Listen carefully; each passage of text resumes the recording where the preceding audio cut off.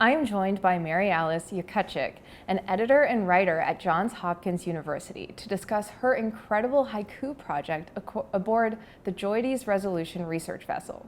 Maryalice shares how this unique blend of art and science came to life and the ways it enriched the scientific research carried out on the ship. Maryalice, thank you so much for being here. Thank you for having me, Rachel. It's my pleasure.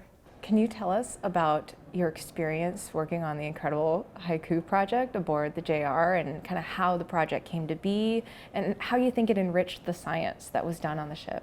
Yeah, I am a lifelong career journalist and applied out of the blue for a position as an onboard outreach officer aboard the Joides Resolution. They put out calls to people of all different kinds of professions and levels of expertise. And so onboard outreach officers require a week of training before we go on the ship. And when I first encountered what a core is, what the Joides does is drill deep down under the ocean to bring up core samples from the Pleistocene, from the Cretaceous.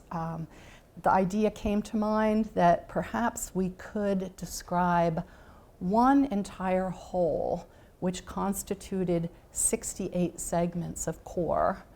So these 68 sediment cores are basically a picture of time that goes back 70 million years. Wow. And each segment of the core, of course, goes farther back. Mm-hmm.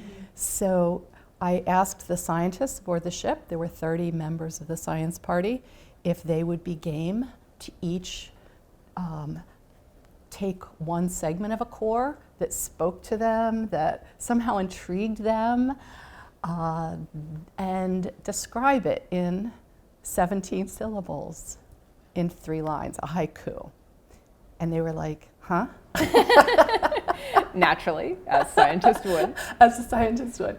And the other reaction was, I'm not a poet. Like, yeah. It was sheer terror, and it was like, are you crazy? I can analyze the chemicals, but I can't write a haiku. Right, exactly. Yeah, that's not my level of expertise. Yeah, that's incredible. And you brought today the haiku illustrated book. I did. From this project. Bring the haiku illustrated book from the project. The International Ocean Discovery Program was kind enough to publish. I collaborated with a visual artist who was also an onboard outreach officer. Marlo Garnsworthy did amazing watercolors that complement each haiku. I think there were 68 cores, but there are 70 haiku. One kind of is a little prelude and one ends things up. So it's a series of haiku, again, that represents a collaborative effort by the scientists on the Joides to describe the whole of one whole. Wow, that is really incredible. Can you read one? I would love to. Speaking of the whole, there is a haiku that begins, "A whole is a whole, book of time to be savored, past informs future." I love that one. I love just the science behind the poems in here they all work and they all kind of tell the story through time as you go through the core, and you hear each one is kind of a new segment. It's a new, scientific concept, but they're all told in such a short little clip so well in the scientific story of it. So I think that's really incredible, and I have just got the pleasure to look through this morning, and it's just really, really incredible what came together from this. So I applaud this effort. Thank you. Some are very literal of what a scientist saw or touched or smelled, and some are incredibly esoteric. The last haiku is, "Your loveliest lines lie left under layers in faults, slips, and failures." And that particular haiku is about the core that we didn't get.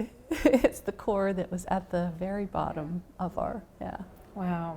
Those are all so beautiful and so meaningful. And I hope that this work will inspire other geoscientists to also incorporate some sort of project like this into their work. I think it's so important that we integrate the arts and sciences in this way. You've already inspired me to go out and try and share my work differently, so thank you for that, and thank you for coming on and sharing this. Thank you, Rachel. It's been a pleasure.